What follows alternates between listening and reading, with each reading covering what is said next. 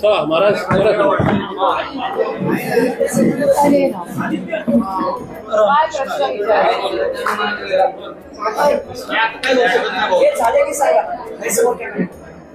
नहीं बिना चश्मा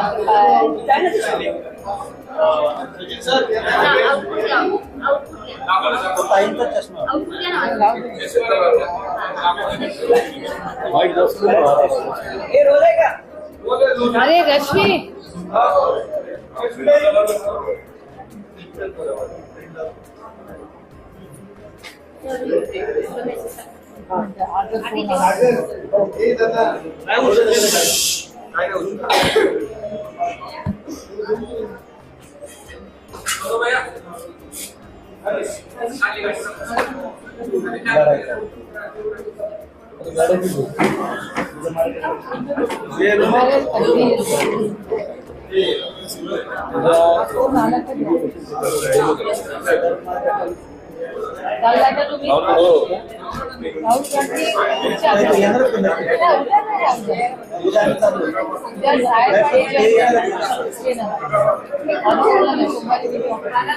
चालू करा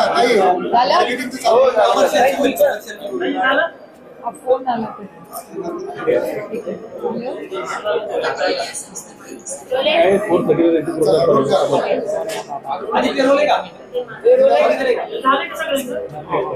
मला पण टॅक्सी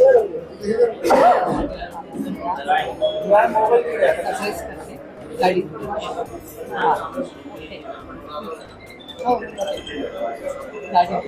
गाडीत बोलू कारण का मला उत्सुक आहे. Yes please.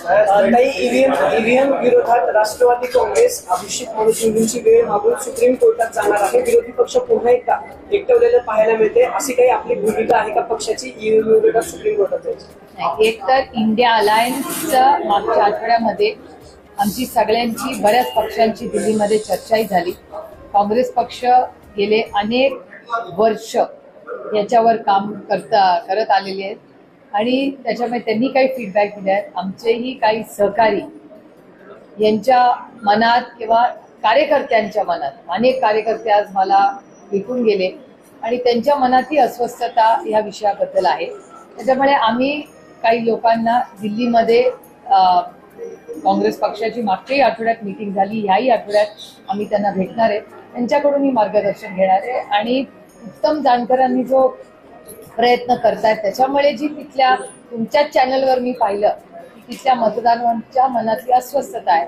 अशी काही अस्वस्थता असेल तर लोकप्रतिनिधी म्हणून आमचं कर्तव्य आहे की त्यांच्या जे काही मनात आहे मायबाप जनतेच्या ते ऐकून घेतलं पाहिजे, समजून घेतलं पाहिजे आणि ती अस्वस्थता काय आहे त्याचाही अभ्यास केला. काही आज उत्तम जानकरांनी राजीनामा देण्याची भूमिका मांडली की आता राजीनामा देतो आणि मग परत 15 दिवसामध्ये निवडणूक घ्या आणि ती निवडणूक बॅलेट पेपरवरती घ्या. म्हणजे आज इकडे शपथविधी आमदारांची होत आहे आणि तुमचे आमदार राजीनामा देतो अशी जे भूमिका घेतात. आमची एवढीच मागणी आहे इलेक्शन कमिशनकडे की जर समाजामध्ये हा फक्त आमचा विषय नाही, कारण मीही त्या ईव्हीएम वर निवडून आलेली आहे.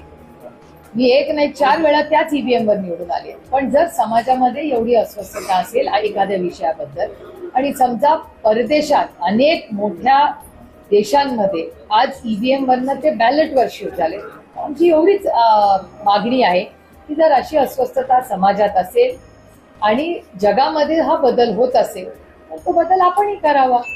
जर ईव्हीएमचा वरून बॅलेटला शिफ्ट व्हा अशी जर मागणी समाजातून येत असेल तर त्याला अडचण काय? सोमवारी क्लॅरिफिकेशन कळेल. आता अनेक लोक ज्यांना म्हणजे मी आता तुम्हाला काँग्रेसचंही सांगते, म्हणजे संग्राम थोपटेंना अनेक बूथवर सिंगल डिजिट नंबर मध्ये विच इज इम्पॉसिबल आणि असे अनेक उदाहरणं मी तुम्हाला देऊ शकते. तर ह्या सगळ्यांचं म्हणणं आहे की हे असं होऊ शकत नाही, म्हणून ते उत्तम जानकरांचं जे उदाहरण आहे म्हणून त्यांनी एक वेगळा प्रयोग करता येतो. तर असं जर असेल तर हा काही कुणाच्या वैयक्तिक विरोधात आम्ही लढत नाहीये. आमचं म्हणणं आहे कुठलंही इलेक्शन असावं ते पारदर्शकपणे व्हावं आणि जर समाजामध्ये त्या एखाद्या प्रोसेसबद्दल जर शंका असेल तर ते करेक्ट करायला काहीच हरकत नाही. आज विधानसभेत विरोधकाने बहिष्कार टाकला होता दिला, मात्र समाजवादी पक्षाचे 2 आणि कम्युनिस्ट पक्षाचे 1 आणि तुमचे बापू पठारे जे आमदार आहेत त्यांनी शपथविधी घेतलाय. म्हणजे अधिवेशन सुरू होण्याआधी खूप पडली आहे महाविकास आघाडी. असं नाही, महाविकास आघाडीच्या मध्ये फूट नाही, ही फक्त शपथविधीचा इश्यू आहे, हा काय पॉलिसीचा इश्यू नाही आहे. इंडिया अलायन्स मध्ये आम्ही सगळे एकत्र, आता उत्तर प्रदेशमध्ये जो मोठा इश्यू चाललेला आहे त्याच्यात अखिलेश यादवांबरोबर आम्ही ताकदीने त्यांच्या बरोबर आहोत. अंबलची जी केस झाली त्याच्यामुळे एखाद्या शपथविधीमध्ये एखाद्याने शपथ घेतली म्हणून काय अलायन्स मध्ये एवढा मोठा ठीक आहे. मी आता इंडिया अलायन्सचे सोमवारी जेव्हा मला अखिलेश यादव भेटतील त्यांना मी विचारेन. अजित पवारांना दिलासा पवारांना भेटला. मोठा दिलासा भेटला. इन्कम टॅक्सने जप्त केलेली जी प्रॉपर्टी आहे ती परत खुली केली आहे. त्याची मला काय माहिती. संजय राऊतांचे भाऊ जे आहेत त्यांच्या विरोधामध्ये आवाज उठवला, त्यांनी सुद्धा फेरनिवडणुकीची मागणी केली विधानसभेची. म्हणूनच सांगते ना, समाजामध्ये जर एवढी चर्चा होत असेल तर मला असं वाटतं की जर जगामध्ये हा बदल होत असेल आपणही बदल करावा, त्याच्यात काय अडचण नाही. त्याच्यामुळे ईव्हीएम वरून बॅलेटवर अमेरिका गेलेलं आहे, सगळेच देश आहेत जे वेस्टर्न वर्ल्ड गेलेले. आपण पण बॅलेटवर निवडणूक घ्या अशी मागणी करताय तुम्ही मग? हो, अर्थातच बॅलेटवर घ्या हीच आमची मागणी आहे. त्याला धरून प्रश्न असा आहे की ज्यावेळेस हे सगळे आरोप झाले होते ना, निवडणूक आयोगानं काँग्रेसला पत्रव्यवहार केला होता की तुमच्याकडे जे पुरावे आहेत ते घेऊन 3 डिसेंबरला आमच्याकडे आहे, पण काँग्रेसकडे पुरेसे पुरावे नव्हते. मग हा प्रॉब्लेम टॅकल कसं करणार आहेत? पुरावे नाही, अनेक पुरावे आम्ही दिलेले आहेत. तुमच्या चॅनलवर प्रशांत दादांचा एक व्हिडिओ मी तुमच्याच सगळ्यांच्या चॅनलवर पाहिलेला आहे. अशा अनेक गोष्टी आहेत. आमचं म्हणणं आहे की जर एखाद्या गोष्टीमध्ये संभ्रम असेल, म्हणजे आता पेपर जेव्हा लीक होतात तेव्हा परीक्षा कॅन्सल होतेच ना. ते का लीक होतात, कुणामुळे लीक होतात, कसे लीक होतात, यात अजून आम्ही शोधतोय. त्याच्यामुळे आम्ही म्हणतो की एखादी गोष्ट जर पारदर्शकपणे करतायत आणि जगामध्ये तो बदल झालेला आहे तर तो आपणही करावा, एवढीच अपेक्षा आमची, एवढीच मागणी आहे. ना प्रशांत जगतापांनी पण तो मुद्दा मांडला होता की बटन दाबल्यानंतर व्हीव्हीपॅटच्या चिठ्ठ्या आहेत त्या वेगळ्या होत्या, पण लोक असंही म्हणतात की आम्ही जे बटन दाबले त्या चिठ्ठ्या बाहेर आल्या. मग हाही मोठा इश्यू होऊ शकतो ज्यावेळेस तुम्ही नाही, म्हणूनच आम्ही म्हणतो ना की एकदा जर बॅलेटवर आलं तर हा कुठला इश्यूच राहत नाही ना. आणि जगामध्ये जर हा बदल होत असेल तर आपल्याला करायला काय प्रॉब्लेम आहे. आपण वेस्टर्न वर्ल्ड, AI ह्याच्यावर एवढं काम आता सगळं जगाबरोबर करतो आहे, तर हाही करावा. उद्या बाळासाहेब आरकटवाडीला जात आहेत, आपण सुद्धा जाणार आहात का? नाही, बाळासाहेब आणि जयंत पाटील जाणार. आणि तिथल्या गावातल्या लोकांवर गुन्हे दाखल करते सरकार. 20 ते 30 लोकांना किती मला सांगा, हे लोकशाहीच्या किती विरोधात आहे मला सांगा. लोकशाहीमध्ये कुणाला एखादी मागणी, आता तुम्ही सगळे चॅनलवाले आहात, साधं बघा, तुम्ही इलेक्शन मध्ये प्रत्येक गाववाडी वस्तीवर जाऊन विचारत होता ना कुणाला मतदान करणार, काय आहे, कुणाची हवा आहे, मग तो पण गुन्हा झाला का? एखादी प्रोसेस, आणि ती प्रोसेस सरकार थांबवते, इलेक्शन कमिशन थांबवत नाही, सरकार थांबवते. एखाद्या गावामध्ये एखादी ऍक्टिव्हिटी करायला जायचं असेल, एखादं ड्रिल घ्यायचं असेल, त्याच्यात गुन्हा कुठे येतो, कसा असू शकतो? आणि तो संविधानाच्या चौकीतच ती ऍक्टिव्हिटी आहे ना. राहुल नार्वेकर पुन्हा एकदा विधानसभेचे अध्यक्ष होण्यासाठी आहे. गेल्या वेळेचा त्यांचा अनुभव तुमच्यासाठी काही चांगला नव्हता. यावेळेस परत विरोधी पक्षनेत्याचा प्रश्न आलेला आहे की अध्यक्ष ठरवतील तर आम्ही विरोधी पक्षनेता देऊ असं देवेंद्र फडणवीस 2019 मध्ये जेव्हा आमचे नंबर्स नव्हते केंद्रामध्ये तेव्हा हे लोक लीडर ऑफ ऑपोजिशन नव्हता. पण मला आठवत आहे की 1980 मध्ये नंबर्स कमी असले तरी काँग्रेस पक्षाने दिलदारपणे दाखवून मोठ्या मनाने लीडर ऑफ ऑपोजिशन महाराष्ट्रात केलं होतं. तर ह्या आता जे सरकार आले त्यांनी तो निर्णय घ्यायचा. निवडणूक निकालानंतर जवळजवळ 10-12 दिवसांनी सरकार स्थापन झाला, शपथविधी झाला, मातृत्व घालतात झाला आणि आता पुन्हा तोच नाही मंत्रिमंडळ विस्तार, खाते वाटप, कारण राजकीय खाते वाटप झाल्याशिवाय सुरळीत चालणार नाही. अजूनही त्यात कुठेतरी काय म्हणतात त्याला स्मूथ नाही झालेलं दिसत नाही. तुम्हाला असं जाणवतं का? नाही, मला आश्चर्य वाटलं, कारण मला आश्चर्य वाटलं कारण आधी भारतीय जनता पक्ष म्हणजे एक 10 वर्षापूर्वी जेव्हा सत्तेमध्ये आले तेव्हा त्यांचा खूप अग्रेसिव्ह लाईन असायची की पटकन सरकार स्थापना करा आणि पटकन कामाला लागा. त्यामुळे मलाही खूप आश्चर्य वाटलं जेव्हा भारतीय जनता पक्षाने जवळपास 2 आठवडे झाले रिझल्ट लागून, म्हणजे मुख्यमंत्री व्हायला इतका वेळ, त्याच्यानंतर आता कॅबिनेट एक्सपॅन्शन, याला खूप वेळ लागला. आता का वेळ लागला याचं उत्तर तुम्हाला, एवढं मोठं मॅन्डेट महाराष्ट्राने त्यांना दिलेलं आहे. जर एवढं मोठं मॅन्डेट त्यांना मिळालेलं असेल तर मग त्याच्यापेक्षा म्हणजे लोकांच्या अपेक्षाही अर्थातच असतील ना. मग उद्यापर्यंत वगैरे होईल आता अजित पवार म्हटलं, पण काय मला दिल्लीमध्ये आता 3-4 खूप क्रिटिकल गोष्टी डिबेट चाललेल्या आहे पार्लमेंटमध्ये. त्याच्यामुळे गेले आठवडाभर आमचा त्याच्यातच खरं तर माझा तरी वेळ गेला. आणि महाराष्ट्र सरकार स्थापनेचा एवढा उशीर का होतोय हे दुर्दैव आहे. कारण लोकांनी जर त्यांना मतं त्यांना ते म्हणतायत तशी ती पास झाली असतील तर म्हणजे हा महाराष्ट्राच्या मायबाप जनतेला एक सरकार का स्थिर मिळत नाहीये याचं उत्तर खरंच म्हणजे मला माझ्याकडे तर नाहीच आहे. आणि आश्चर्य आहे की हे असं का होतं एवढा मॅन्डेट असताना. राष्ट्रवादी काँग्रेस पक्ष काही EVM च्या विरोधात अजित सुप्रीम पवार कोर्टात जाणार आहे. सोमवारी प्रवेश करणार आहे. असतील मला नाही माहिती. सुप्रीम कोर्टात तुम्ही जाणार आहात का EVM च्या विरोधात? सोमवारी ठरेल. काही राज्याची आर्थिक स्थिती काही चांगली नाही. मुख्यमंत्री म्हणजे आर्थिक स्थिती लावा आणि ज्या नगर परिषद महानगरपालिकेचा अध्यक्ष निधी तो सुद्धा सरकार जमा करून घेतोय. आता राज्य सुरळीत होईल असं काय वाटतंय तुम्हाला? काय लाडकी बहीणचा हा परिणाम आहे का? नाही का अनेक गोष्टी आहेत त्याच्यात. एक तर अटलजी प्रधानमंत्री असताना त्यांनी एक FRBM फिस्कल डेफिसिट मॅनेजमेंटचा एक ऍक्ट आणला होता जो मनमोहन सिंग साहेबांनी आणखीन स्ट्रेंथन केला. त्याच्यामध्ये फिस्कल मॅनेजमेंट वर एक कॅप टाकलेला आहे. दुर्दैवाने आज अनेक राज्य भारतातली आहेत की फिस्कल मॅनेजमेंट करतच नाहीये आणि महाराष्ट्रही त्या फिस्कल मॅनेजमेंटच्या FRBM ऍक्ट फॉलो करत नाही असा डेटा सांगतो. एका मागच्याच आठवड्यातल्या चॅनलवर मला वाटतं गिरीश कुबेर त्या चॅनलवर होते आणि त्यांनी सविस्तर महाराष्ट्राची जी परिस्थिती आहे ही अतिशय चिंताजनक आहे. आणि तो फक्त महाराष्ट्रापुरता सीमित विषय नाहीये. देशाचं GDP आणि ग्रोथ ही यावेळेस 5.4ला ड्रॉप झाली आणि रेपो रेटमध्ये पण चेंजेस व्हावे लोअर व्हावे असं परवाच्या दिवशी कॉमर्स मिनिस्टर पियुष गोयल आणि निर्मलाजींचंही स्टेटमेंट होतं.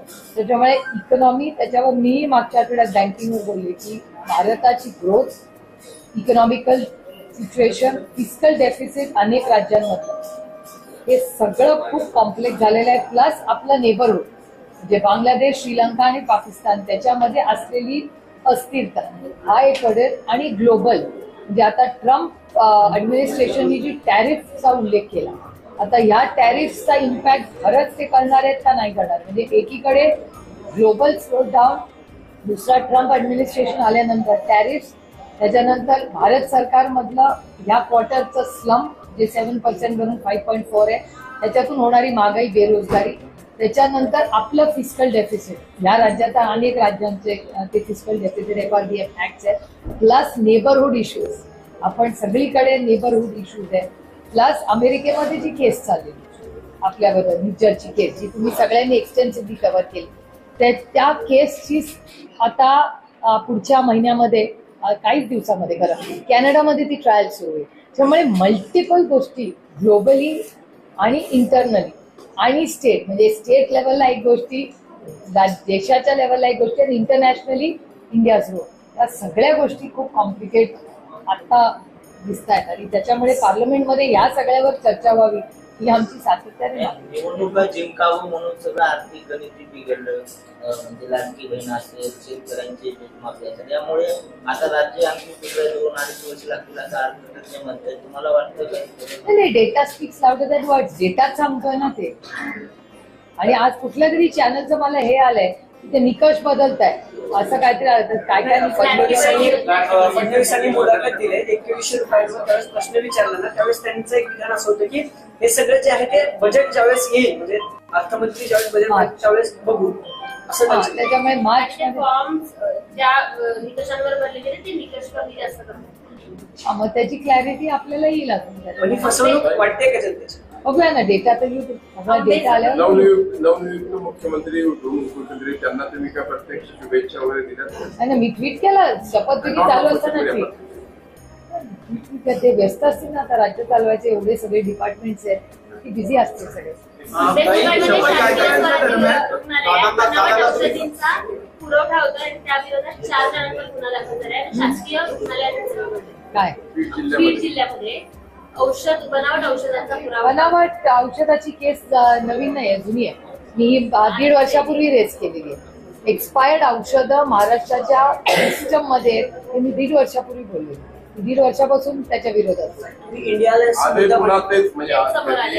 हे परत आलंय कारण एक्सपायर्ड औषधं सिस्टम मध्ये आहे हे मी मागेही बोललेले म्हणजे हा कंटिन्युअस इश्यू आहे. हा खूप सिरियस इश्यू आहे. कारण गरीब माणसाला तुम्ही एक्सपायर्ड जर औषधं देत असाल आणि ती सरकारने विकत घेतलेली औषधं, व्हेरी व्हेरी सिरियस इश्यू. तर इंडिया अलायन्सचा तुम्ही मुद्दा म्हणला, ममता बॅनर्जी काल एका माध्यमांच्या मुलाखतीत असं म्हणाल्या की इंडिया आघाडी स्थापन करायला मी मुख्य होती किंवा मी पुढे होते.